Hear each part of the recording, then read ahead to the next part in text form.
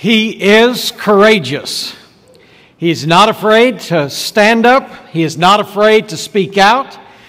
He's not afraid to vote no.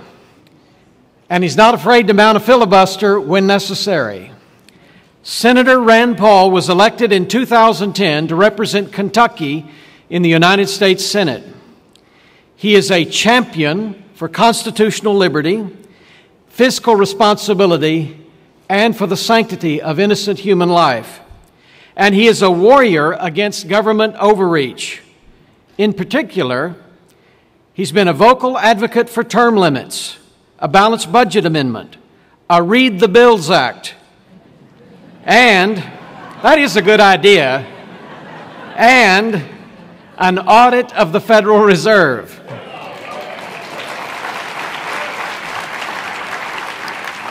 He serves on the Senate Foreign Relations Committee, as well as the Health, Education, Labor, and Pensions Committee, the Homeland Security and Government Affairs Committee, and the Small Business Committee.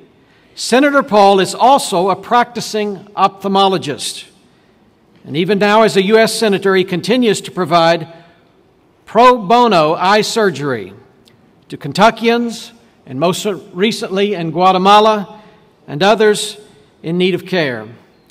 Senator, I want to particularly thank you for your national leadership in defense of the Constitution, especially the very first freedom in the Bill of Rights, religious liberty.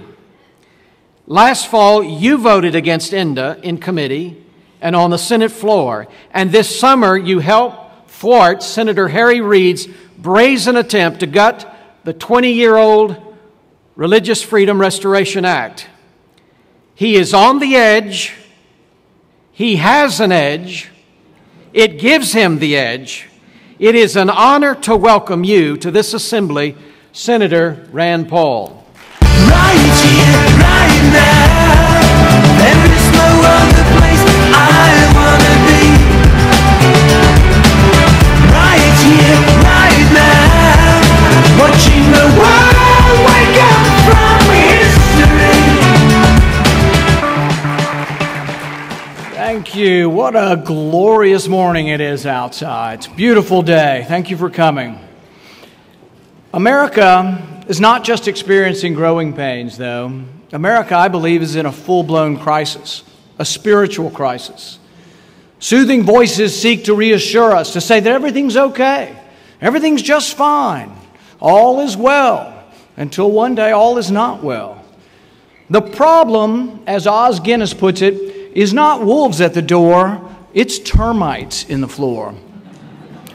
Our foundation is cracking. It's not that we've chosen the wrong politicians, although there is some truth to that.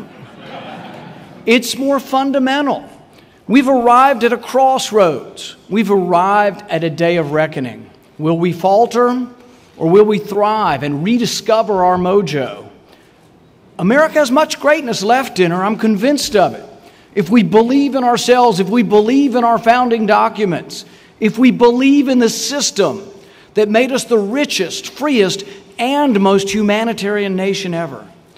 But cracks are evident. The sand is shifting. Our moral compass is wavering. Os Guinness makes this point when he states that the only proper restraint for freedom is self-restraint. What does that mean? It means those of us who love freedom must realize that freedom is not a license to do as you please. Freedom can only be realized when citizens know self-restraint, or put another way, virtue. This parallels what George Washington's belief that democracy requires a virtuous people. Think American Revolution versus the French Revolution. Laws, though, don't ultimately restrain people. 98% of the people will follow a virtuous course with or without laws. Now, this isn't to say that we shouldn't have laws or that we don't need laws, but what we need is something more than laws. We need something that civilizes a nation, and that is virtue. What America needs is not just another politician or more promises. What America really needs is a revival.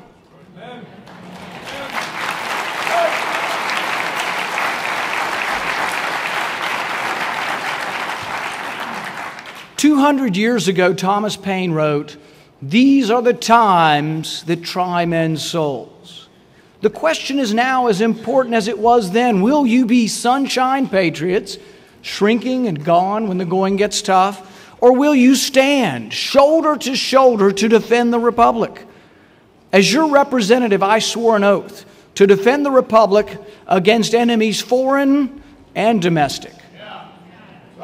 Now that I've been to Washington and I've seen the belly of the beast, I can tell you that I've met the enemy, and the enemy is too often right here in this town.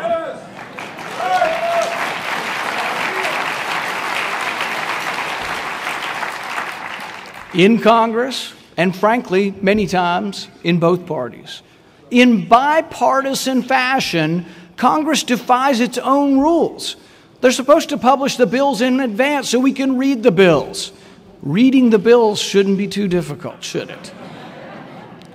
The president acts like he's a king. He ignores the Constitution. He arrogantly says, "If Congress will not act, then I must." These are not the words of a great leader. These are the words that sound more like the exclamations of an autocrat. In the face of war, the president is just as arrogant. Instead of coming to Congress, he illegally acts on his own. We are faced with a crisis in the Middle East that does require action. While I am one who is hesitant to be involved in the civil wars of the Middle East, ISIS is now a threat to our consulate in Erbil. They are a threat to our embassy in Baghdad. We should act, but we should act within the rule of law. The Constitution says that only Congress may declare war. Yet this president has in Libya, and then this week in Syria, committed our sons and daughters to a war that is not authorized by Congress. Had I been president, I would have called for a joint session of Congress. I would have laid out the threat. And I would have requested congressional authority to respond as the Constitution dictates. By failing to follow the Constitution, this president missed a chance to unite the nation. He missed a chance to galvanize the country. He missed a chance to become a great American leader. How did we stray so far from the Constitution? And how do we find our way back to the traditions of our founders? Don Devine is a friend of mine who worked in the Reagan administration. He wrote in a book recently about how freedom and tradition are intertwined. He wrote, "Freedom needs tradition for law, order, and inspiration. But tradition needs freedom to escape stagnation, coercion, and decline." The great achievement of the Constitution's framers was in providing a means for synthesizing freedom and tradition. America needs to revive tradition. America needs to revive virtue. America needs to revive the hope that springs eternal from the transcendent teachings of a humble carpenter who died upon a cross. Government can supply bread, but it can't mend a broken spirit. Mother Teresa was once praised for her social work in India, and she replied, "We are not social workers. We do this for Jesus." No secular government, no social worker can claim the same motivation. No government, no law can force a people to be virtuous. Our churches, our schools, our parents must fill that void. This isn't the norm now. Speaking of a revival, speaking of our values, is sadly considered nonconformity in this day and age. In other words, I think we must do something our world often tells us not to do. Seek God. Walker Percy laments in The Moviegoer that we've left no room for the seeker. Maybe our country's revival depends on seeking and rediscovering the synthesis of freedom and tradition. Some seem to believe you must choose. It's either liberty or virtue. That to be virtuous, you can't have too much freedom. This is exactly wrong. Liberty is absolutely essential to virtue. It is our freedom to make individual choices that allows us to be virtuous. Government can't impose virtue. We must impose it upon ourselves. Now, this doesn't mean that government shouldn't or can't reflect our values. It must. The First Amendment is not about keeping religious people out of government. It's about keeping government out of religion.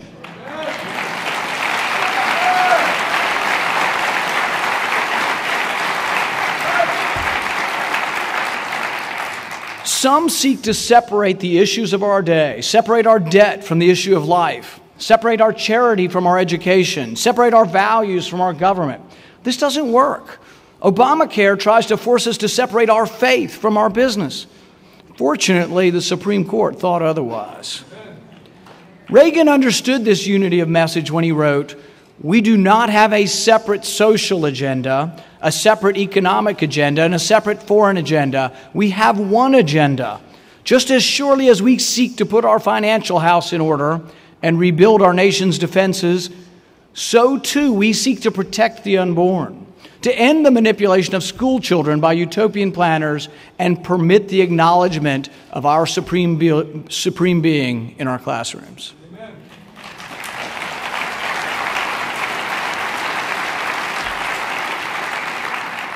As Christians, we should always stand with the most defenseless. I believe that no civilization can long endure that does not respect life from the not yet born to life's last breath.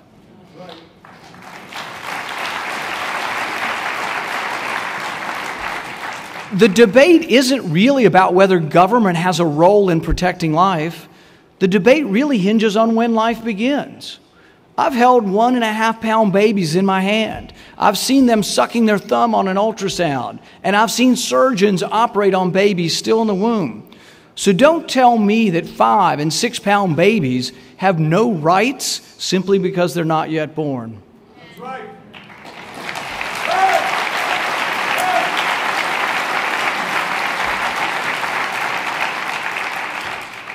I'm one who will march for life and will continue to stand up in defense of life as long as I'm privileged to be in office.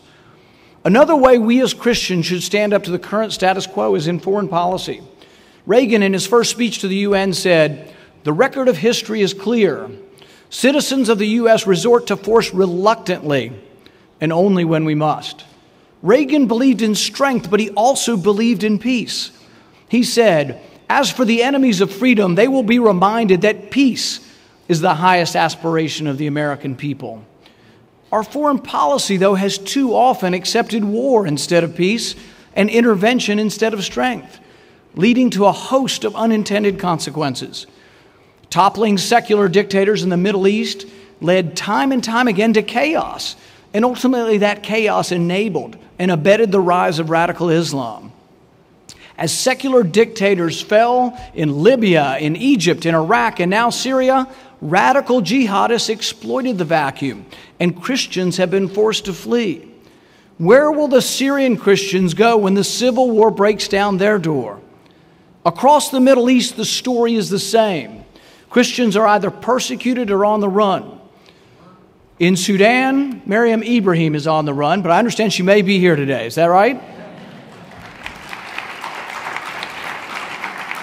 For her beliefs, she was sentenced to death by the Muslim courts of Sudan. Miriam was raised by a Christian mother and married a Christian man. At the time of her arrest, she had a young son and was pregnant with another. Because Miriam's father was Muslim, though, Islamic law considers Miriam and her son to be Muslim. So when she was arrested, Miriam and her young son were taken to prison. Miriam was forced to give birth in prison, shackled to the floor. When Miriam's Muslim brother was asked about her sentence, he replied, "If she repents and returns to our Islamic faith, then we are a family. But if she refuses, she should be executed." After her conviction, Miriam was given a chance to recant her Christianity and save her life. She refused, declaring, "I am a Christian and I will remain a Christian." That's true bravery.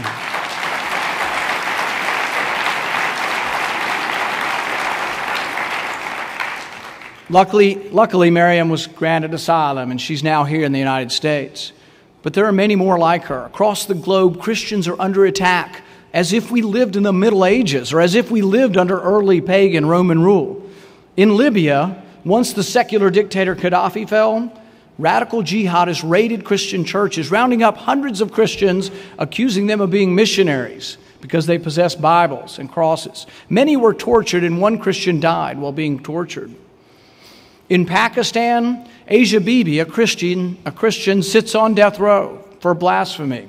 She says it all began when she drew water from a Muslim villager's well. As she was filling her bowl of water, the crowd formed, chanting, "Death! Death to the Christian!" She pleaded for her life. She was pelted with stones, punched in the face, drugged through the streets. The local imam finally intervened, only to say, "If you don't want to die, you must convert to Islam."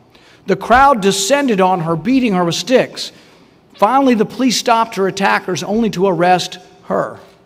For several years now, Asia Bibi has been on death row for the alleged crime of blasphemy. Until Asia Bibi is freed, Pakistan should not receive a penny of U.S. aid.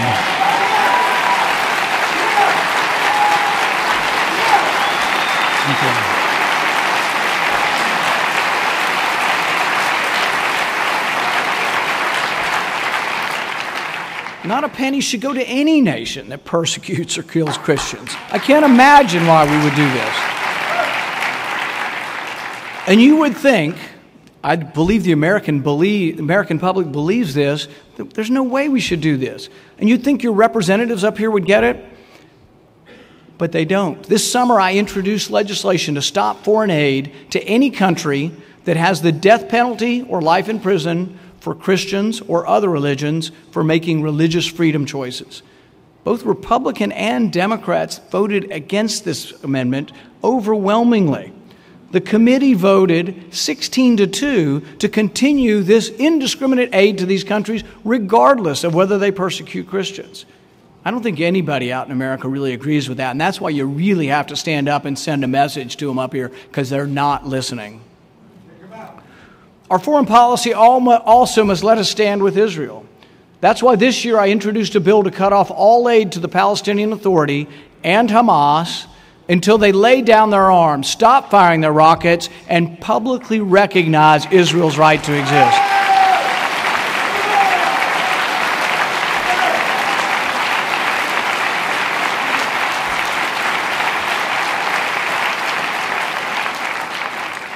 The irony is impossible to escape. Our tax dollars, your tax dollars, may well end up funding Hamas, allowing them to buy more missiles with your money. My bill was opposed by Republican and Democrat leaders. Instead, this week, Congress voted to arm the Islamic rebels in Syria. One group of these so-called moderate rebels has stated publicly that when they're done with Assad, they're coming for Israel. They'll take back the Golan Heights. That's next on their list. I asked on the Senate floor last week, I said, to those of you who wish to arm these Islamic rebels, tell me who among them will recognize Israel's right to exist. Silence. No one answered, because not one of these Islamic rebels will ever think about recognizing Israel.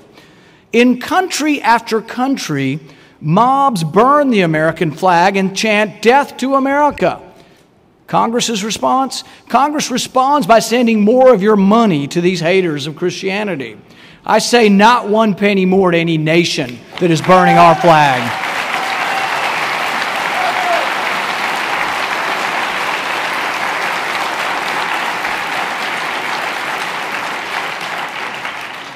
It's time to put a stop to this madness. Re-examine our foreign policy, halt all aid to Islamic radicals in Syria, Egypt, and elsewhere, and take a good hard look at what our foreign policy has done. You and I must and should stand with our fellow Christians in the Middle East, around the world. But that does not necessarily mean war, and it certainly does not mean arming both sides in every conflict. As Christians, you have to lay it out simple to the people in Washington. They'll never get it. As Christians, we understand that the right to life and freedom of religion pre-exist all government. These rights are not granted to man by other men. These rights are granted to us by our Creator. God help us in these troubling times to make wise decisions, to make moral decisions, and to listen to the voice of God that lives and breathes and resides in us all. I try to remember each day Corinthians 3:17. Where the Spirit of the Lord is, there is liberty. I hope Christians everywhere will remember that the reverse is true. Where there is liberty, there is always plenty of space for God. Thank you very much for having me. Reaching